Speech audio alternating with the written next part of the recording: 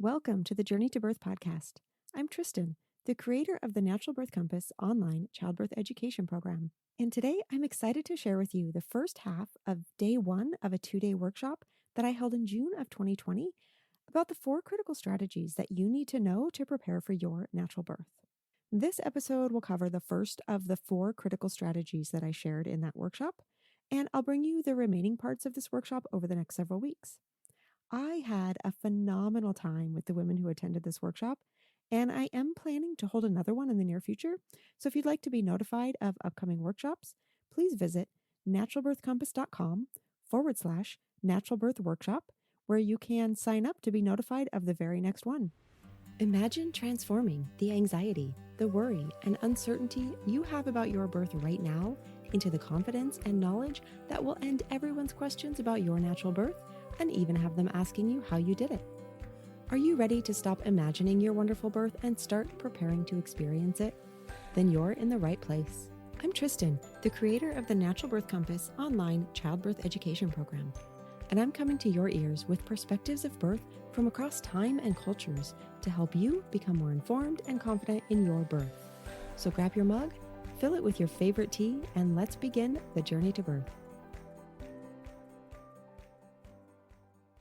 Happening in birth right now in 2020 is a little bit different than what those of us who had babies in past years have ever experienced. And I think it's an interesting time in birth. It's an interesting time for us to have this opportunity to reclaim what is natural about birth.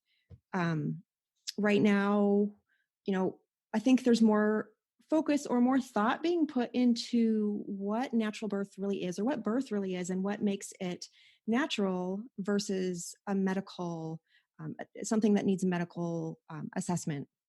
Right. So, with the current situation kind of still being around most of us where we are, it's really, eh, I kind of see how more than ever it's becoming quite clear that we really don't know as much about human health and human physiology as we would really like to think we do. I don't know if that has if that's noticeable to other people, but that's one of the things that I've really been noticing as it's taking a lot of effort to really try to understand how this current virus thing is affecting people and what we need to do about that. It's really giving us insight into how little we really know about how our bodies work, all of these different aspects.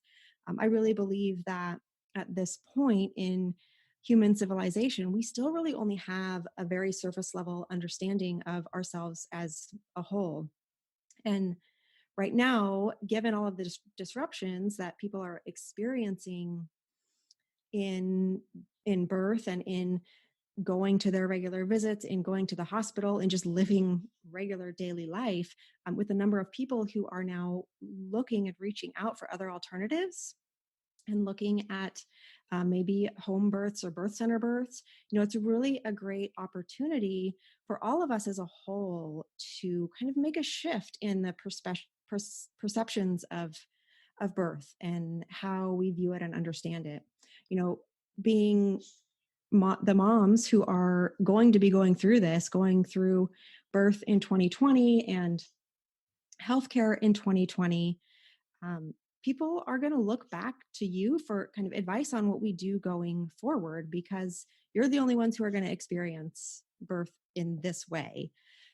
All of us who are out here kind of trying to help and doing what we can to make sure that birth is still kept safe, birth is kept natural, women are empowered and getting the resources that they need. It's really you all who are going through it who are going to have the biggest insight into how we need to use what we're learning right now and apply that into birth going forward forever, because we can, this is a great opportunity for us to start making those changes.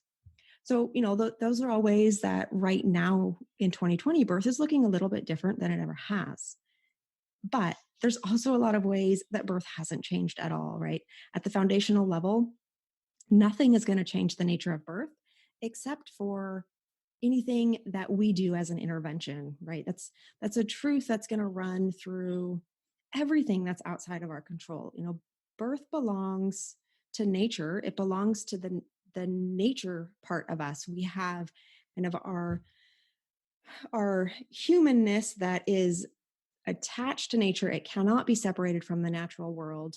These cues that we get that we're probably not aware of, that are every bit what makes us who we are. And then we have the external, that's, it's allowing us to communicate right now and have this class together. But it also opens us up to be a little bit vulnerable to those outside interventions when we feel like we're not in control of something. Those interventions can come in and try to take that control. There's really something about the way that we're told to give birth, the way that we're taught to give birth, or the way that we're instructed or directed to give birth, and that really changes the actual true nature of birth all the way to its core. The nature of birth itself gets altered when we are instructed in that way of how to do something. The very fact that we try to control birth with interventions, of course, we understand that is a method of controlling birth.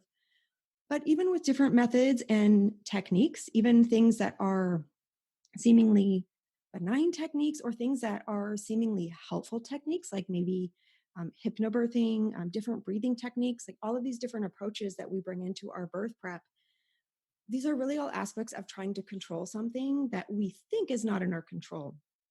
But maybe it's not in our best interest to try to control it. We may need to be thinking about, how is it that instead of trying to control something that's natural, we understand how it's natural, we connect to how it's natural, and then we can allow ourselves to let go and be able to give into that more, to really, really trust birth. Like, we think that we trust birth, but if we don't understand the birth cycle and the birth framework, it's really hard to trust something that you don't really understand at the true foundational level of it, at the nature of birth, at that very core. But if you can do that, you might find that there is something just so precious and so profound about going through that experience on the other side of it. I mean, of course, your baby's going to be on the other side of it, and that's as precious as it gets, right? But in addition to that, there's just something that's even more profound than that, even more magical, and not even something that you can really define or put words to, about being shown that very deepest meaning of life itself. Now, maybe as you're sitting here, we all come to how we feel about birth, how we understand birth. We all come to that in different places. So you might already be feeling really confident, and you might be looking more to just take your birth preparation and take the experience that you're going to have in your birth to a higher, more ecstatic level. You might want to know how to be really connected and really aware during your experience throughout your entire birth.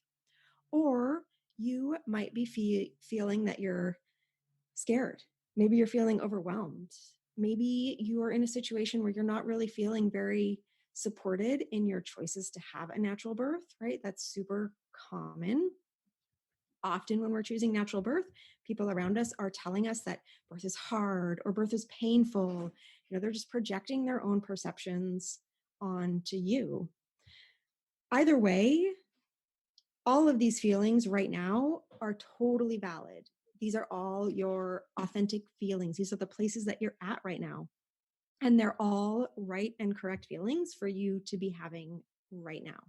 And they're all things that we're going to address over the next couple of days, whether it's just helping you bolster that confidence that you already have, to help you really see how you can bring it to any situation and how to actually apply it, which can surprisingly be a problem. Or if you don't feel like you have confidence at all, the perspectives that I'm going to share with you are going to cover all of these types of emotion, all of these places, all of these states where you might find that you're at right now. So we're going to be doing that through looking at the 4 critical strategies, and through what I call your birth type. So we're going to go through an exercise that helps you discover your birth type.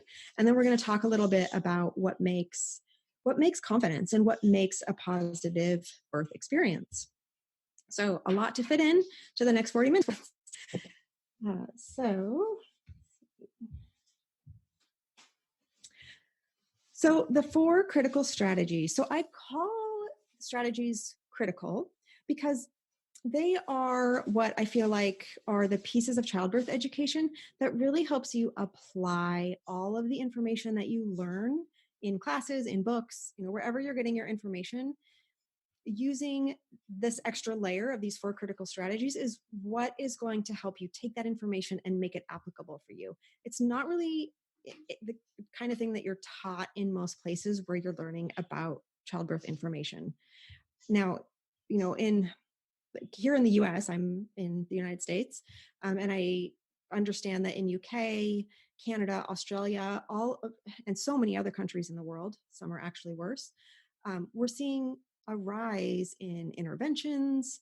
We're seeing in just these four countries alone, we have a surgical birth rate where babies are being born via a surgical route, and nearly 1 out of 3 women are experiencing that. And we know that that's much higher than it needs to be. I probably don't need to tell any of you here that if you're all choosing natural birth, you're probably very aware of these statistics. um, and this is still happening despite having more access to information than we've ever had, despite having all kinds of childbirth education, all kinds of childbirth approaches available. We're still seeing a rise in all of these areas. And then on top of that, between the interventions and the different amounts of education that we're offering, outcomes are not improving. We're not improving outcomes for moms. We're not improving outcomes for babies, but we just keep doing them because in the moment of that birth, those heroics can seem really necessary. They can make it really feel like it has to be this way. So, when you want a natural birth, you try to set yourself up for everything to have the best outcome possible, right? You take your childbirth classes, you read all of the books, you do all of the prep work. But what I see continues to happen over and over again in birth is that you find that you can't actually apply what you're learning in those classes or from those books or from all the advice that you're getting, the different websites. Somehow we're not getting practical information into the hands of the women who need it. And I think that's because we're just missing this really integral piece that helps us to integrate that information into something that you can use in the moment of birth. So the four strategies, the four critical strategies, and you may have seen these when you registered for the webinar, they were on the website. But the first one is getting savvy and getting sassy with what you're learning, because you can learn all the information, and if you don't know how to apply it, it's just information. So I want you to take the information that you're learning, and I want you to learn how to make it information that's really going to work for you, instead of just being more information, more data, more statistics that you can't recall in birth, or you get there and you don't really know how to apply it when you're in that moment.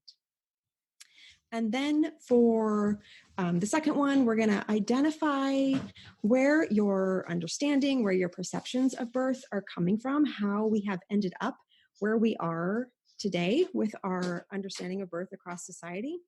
And then we're going to do an exercise in that you are going to continue to develop over time to help you create a calm and peaceful environment. So those are the first two of the four critical strategies. We'll be covering those two today. And then tomorrow, we're going to go build on what we covered today, and we're going to take that to learn more depth about communication, because in my opinion and my experience, communication is one of the most important skills. It's probably the most important skill that you need in birth, and really that your birth partner needs in birth, to understand how to bring this in to be the support person that you need. And when I talk about communication, so if you've done a birth class, some of your communication prep may have been the decision-making acronyms, right, as being kind of the communication piece, where they all kind of have that same focus, where it's just about getting the benefits and risks. And we're going to talk about what the problem is with just having those acronyms and relying on that tomorrow, because I don't want to get us off track today, and we don't need it as much today, but it's one of the areas that I'm really passionate about, getting to this communication piece, real communication, not just trying to figure out benefits and risks. And then we'll end with tomorrow will be to look at developing your own strength and maybe even your birth partner's strength if you're able to get them involved as well. And then as part of that part, I'm going to share a couple of stories that really demonstrate how using this approach and bringing this other level to your information is really going to, how it helped prepare them for having really amazing birth experiences. Now, they're not perfect birth experiences. Nothing that we're going to talk about throughout this workshop means that your birth is going to go perfectly according to your plan. And I know, most of you understand that that's always the way with birth, is that, we can't perfectly plan anything. I will share how the information that they used, even in their not perfect birth situation, still helped their birth go according to their birth vision. And somebody else here had mentioned that they were building their birth wish, knowing that plans are not something that really is a cohesive when we talk about birth, because it is a natural event. So, and then a few things that we cannot fit in to this 2 days. There's a lot about birth that I feel like you need to know before it happens in this day, just because there's so much input coming in everywhere. But of course, we can't cover that all in 2 hours. So before we get to our first topic, I just want to make sure that it's clear that this 2-day workshop is not meant to replace a full course in childbirth preparation. It's just one slice of what I really recommend that you understand before your birth is here, to really have that connected birth where you are, really aware of what is happening throughout your entire birth process, to understand how things are unfolding, all of those other details of like what it means to have a contraction, what the space between contraction means, and what you're supposed to do, how the rhythm of your labor mirrors things that happen in nature all the time, that are already happening in your life, that you've been experiencing your entire life, that have actually been showing you what birth is all about. You just maybe haven't noticed it yet, because we're a little bit disconnected from that part of our beings and how we live in current times. So I'll show you a little bit more about that tomorrow, but we won't have time to go into any kind of depth on that whatsoever. And then the birth cycle itself, which is so profound and so amazing. It just, when you really get a glimpse into how profoundly nature and birth unfold, and how nature is really showing us all of the time exactly how birth unfolds and exactly why we can trust it, and how our bodies know how to do what it is that we think they should know how to do. It just, it's amazing. It's awe-inspiring. Once you see that, your understanding of birth takes on an entirely new meaning, and you really start to see the connection of the meaning of life, what it means to give birth, to have your new baby, what that life means, and what it means that you gave it, and what you did to give that life, what it means to connect to your baby skin to skin, to have that early skin to skin contact, and breastfeeding. These things are all part of a bigger cycle. We have a lot of pieces of the science and the evidence-based research that we are starting to understand about why these things are important. But there are these bigger messages and these bigger patterns that are part of what kind of initiates the next stage of postpartum and newborn and moving into that stage of parenting. And when you know the why behind the birth cycle, a birth cycle that has a really clear opening and a really clear closing, when you understand how the cycle works, any piece of that that's missed, which is so common today, even if you're having an out of hospital birth, because midwives, as great as they are, and they're so much more connected into natural birth, but they're still trained based on a medical agenda, right? They still have to have a medical perspective. That's part of having their license. That's part of being allowed to practice outside of a hospital or in a hospital, wherever they're practicing.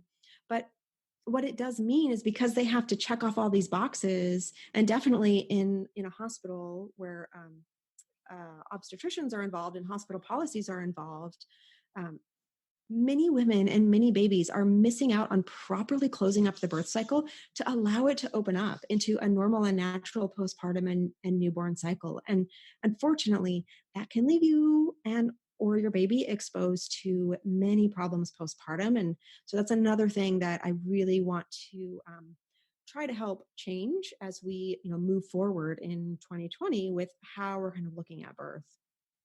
So we won't be getting into super depth on the birth cycle after I just went into all of that.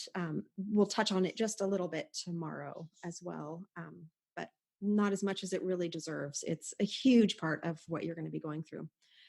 We won't be covering specific support techniques to either today or tomorrow. Things like your different comfort measures, like birth positions or acupressure, compresses, different things like that. We won't have time to get into over the next couple of days. We are covering communication quite a bit, but it's still kind of only at surface level compared to what's really available for you in birth. It's taken me about 13 years to get really clear on how communication works within ourselves, between you and your birth partner, between you and your birth team. So, 2 hours is a start, and we'll get you the most important information in these next 2 days, but there's always so much more to learn when it comes to communication and then how to use those tools in birth. And then the nature of natural birth, we will touch on that ever so briefly at a couple times today. I'm just going to kind of mention things that are going to flow into the nature of natural birth. And then I'm going to try to get into a little bit of that tomorrow at the end if we get through the rest of the material and have some time. So we are going to move on to our first topic, getting savvy and getting sassy. So what do you need to know about getting savvy and getting sassy? So to put information in practice, number one, it takes time. So birth educators, we always have this problem of trying to get people to start their childbirth education early enough. People wait until they think they don't really need to do it until they're 32, 34 weeks, and it's not enough time. You really need to have time to learn the information and be able to really integrate it, because you don't want to be thinking. You want that information to be second nature to you, not information that you have to recall from your thinking brain. When you're in labor, you don't want to have to access information. You don't want to have to access facts. You don't want to think with your higher brain whatsoever. You want to be able to sink into that really deep internal place where your body and your mind are just connected, where you can actually tap into the nature of birth and tap into what your body already knows and keep your brain out of the way. That's where we end up getting ourselves into trouble and try to control things, right? When we're in that more thinking part of our brain, especially the further you get into labor. So, if possible, it is always better if you can give yourself months to go through the proper preparation. At least 2 months, but 3 months, 4 months, even 5 months, you're going to be so much more prepared by the time you get to birth if you've had that time to get ready for it. So number one is give yourself plenty of time. Number two, it needs all of your attention. You can't just half prepare for birth and expect to be able to sink into that inner knowing place. Now, I'm not saying that you need to put all that attention on knowing physiology or the medical aspects of birth or anything like that. I don't even believe you need to know any of that if you don't want to. But you do need to be absolutely 100% clear on yourself, on your needs, how you handle situations in your life, how you react to your environment. Those are all things that are going to help you really prepare for how you're going to feel in your birth and the kind of support that you're going to need in your birth. So the second part to number two is that nobody else is going to be as invested in your birth as you are. Everybody else, like everyone else, is going to be invested in the outcome. They will be concerned about your safety. They'll be concerned about baby safety. and not really think about your experience. You know that, this is always the case with the birth team. Their whole goal is to get you and baby safely through this, right? It's about getting you through and keeping everybody safe. But you'll see this even in the words that your family use with you, your friends use with you. In some cases, even doulas are really focused on the end goal. They're good doulas are definitely more focused on the experience, and they understand that part. But if they haven't been to enough births, sometimes they may still be in that kind of fear based part of understanding birth to where they're focused on the end. Even your birth partner is probably going to be focused on or concerned about your safety and your well-being and that of your baby as well, unless you've been able to enroll them into helping you prepare in this way. And so they're able to step back and see the bigger picture and the bigger purpose of birth and understand why the whole experience and the cycles of birth are so important for the overall experience and for closing out that birth cycle and moving into that healthy postpartum and newborn space. And then number 3 is that you are the center of your birth. Your experience is the center of your birth. So right now, I'm giving all of you permission to be selfish. I know that might be what it feels like to you, but go ahead. It's not selfish. This is you taking care of your baby already. You're already taking care of your baby right now. You're on a journey of learning about you and yourself so that you can have the best birth for you and your baby. You need to understand what you want to become what you want to become out of this birth experience, how you want that transformation to happen. Birth is going to transform you no matter what you want to get out from it. The more that you put into thinking about that and preparing for that, the more you're going to get from your birth experience and the more you will be in control throughout your birth, because you understand what you need from your birth, the support you need in your birth, and how to get those needs met. And then number 4, communication, which we talked about just a little bit already. We're going to focus on that some more tomorrow. Your ability to use communication has probably never been more important than it will be right now, but especially in your birth. And also, you're going to carry all of these skills into parenting, into postpartum, into the newborn stage, forever.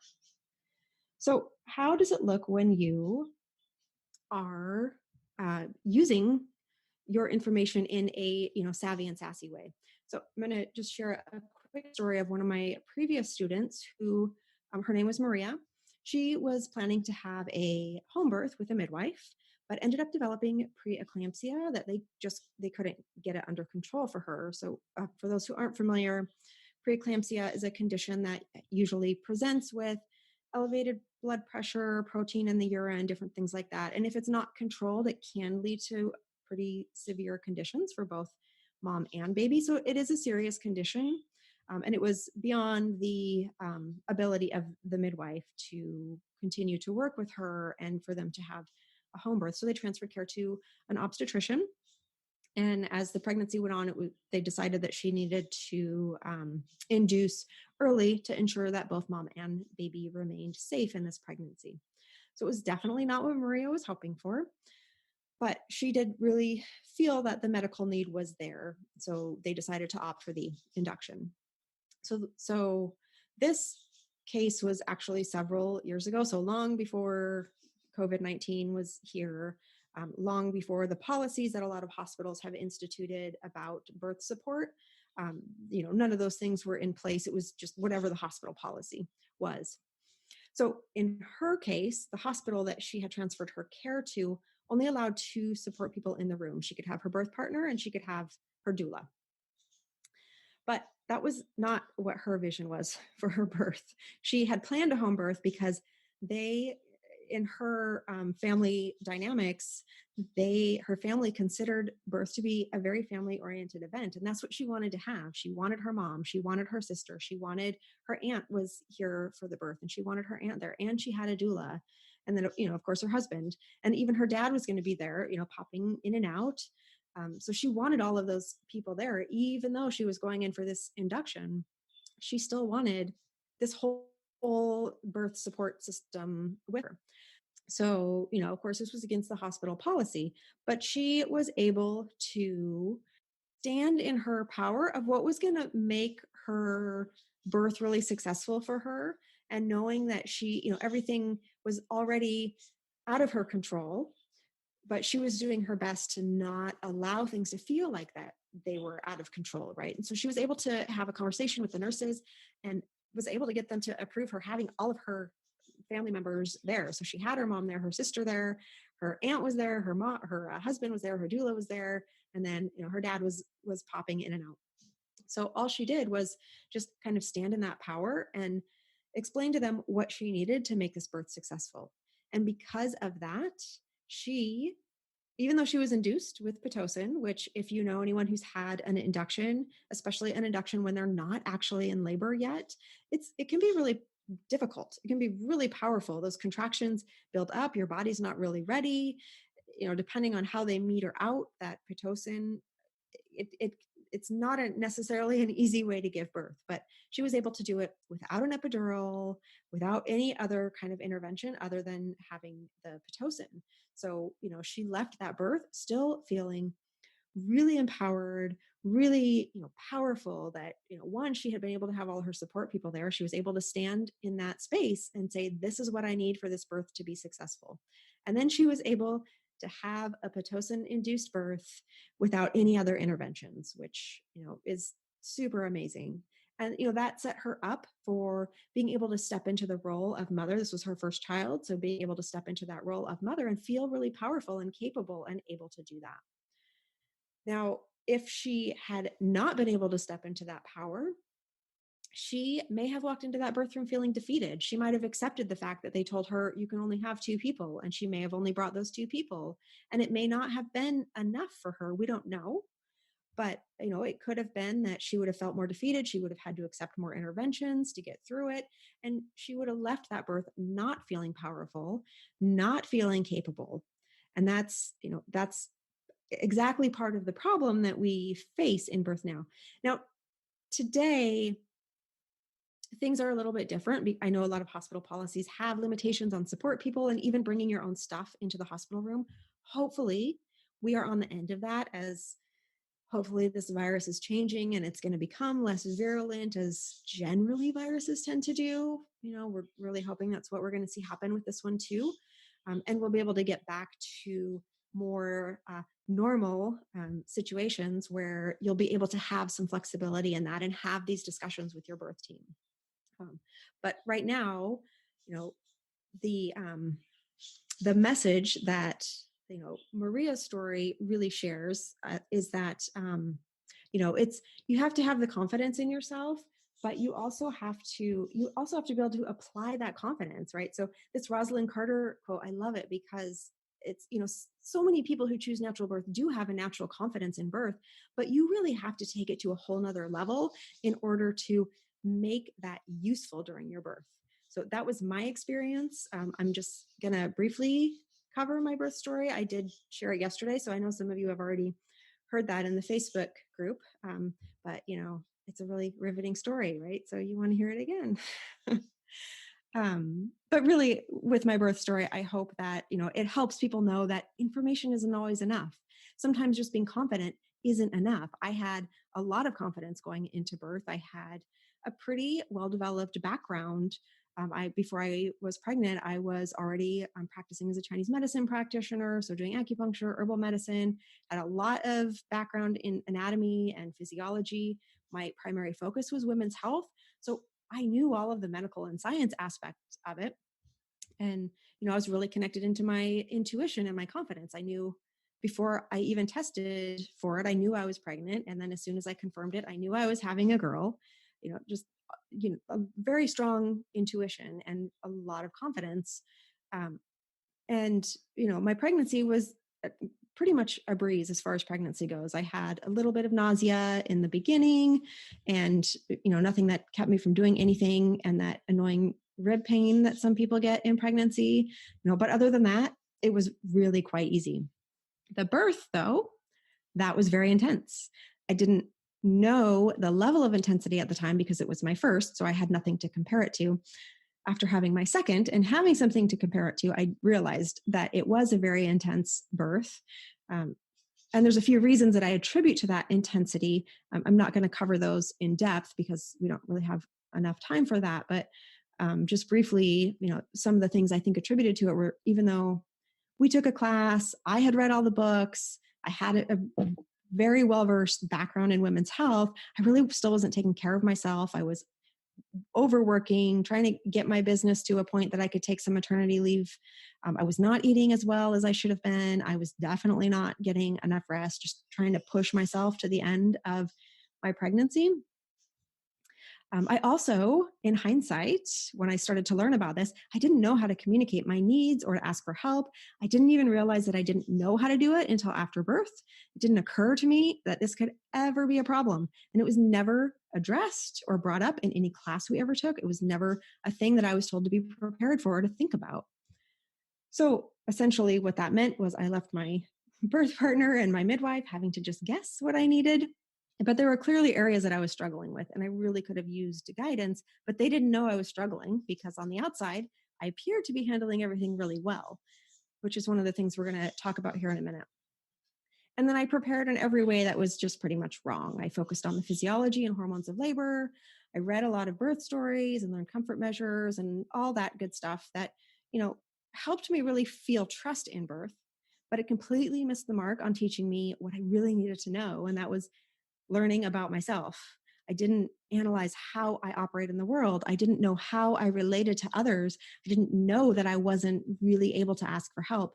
I didn't know how I didn't think about how I work through tough situations.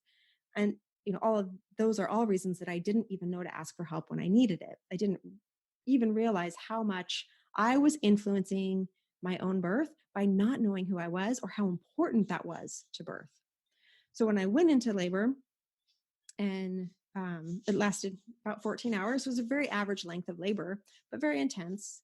When my daughter was born, she wasn't breathing right away, which actually isn't that uncommon. And in most cases, an otherwise healthy baby, it's not an emergency situation because the umbilical cord is still delivering oxygenated blood from the placenta. So they don't need to breathe within that very initial time of being born. So the midwife just did vigorous rubbing. They had oxygen there, so they were just applying oxygen just in case. She perked up and started breathing on her own, and things were fine. Meanwhile, the midwife assistant had called the medics just so that there would be backup in case we did need to transfer to the hospital. But by the time they arrived, my daughter was fine. She was breathing on her own. But of course, you bring the medics in and they think of it as a medical situation and wanted us to go to the emergency room just to make sure everything was okay. Now, everything in me knew that we did not need to go. They were very insistent, and eventually we gave in against everything that I knew to be necessary. I knew after gestating my daughter for 9 months, I knew that she was fine. I knew her, but they didn't trust me to know that she was fine. And I apparently didn't have enough trust in myself to really advocate for what I knew. So we ended up going to the hospital. We did not have to go to the NICU because she was fine. We were just in a regular standard issue hospital room, but they made us stay there for 24 hours while they monitored, even though they didn't have to do a thing, just because they wanted to monitor her for 24 hours. So that whole time, instead of enjoying that first day with my daughter, I was going over and over and over in my head, how I let this happen. How did I let this situation get out of my control to the point where we were where I didn't want to be? And I felt like we were there for no reason and we weren't getting any benefit out of it. So the whole time I was there, I felt like, I'd failed. And for years I felt like that. I actually couldn't even talk about it for a long time until I really understood how it was that I failed, because I really thought I had done everything right. So, and even now, like, I still struggle with feeling that I failed in that birth, but I've been able to take that and learn from it and develop it into something that hopefully is going to be, helping other people. So that's why I'm doing this work, why I think getting to that deeper level of communication, looking at things from these other perspectives and this knowledge, why it's so much deeper and so much bigger, and why I've put the last 13 years into, that means I actually have a teenager now, but why I've put all of that time into studying all of these perspectives from so many other wise birth attendants throughout history from all kinds of places. Thank you so much for joining me today. I hope you enjoyed the first half of day 1 of this 2-day workshop.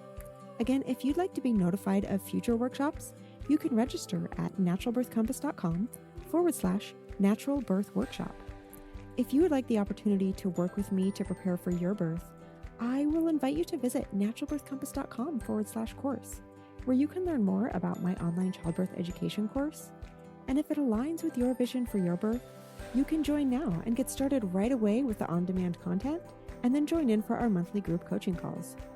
If you haven't already, subscribe to this podcast so you get notified of the remaining episodes from this workshop. If you have friends or family members who could benefit from this information, please share this podcast with them. Find me on the socials at Natural Birth Compass, or email me at info@naturalbirthcompass.com and let me know if you have specific topics, guests, or information that you would like me to bring onto this podcast. Until next time, wishing you a wonderful journey to birth.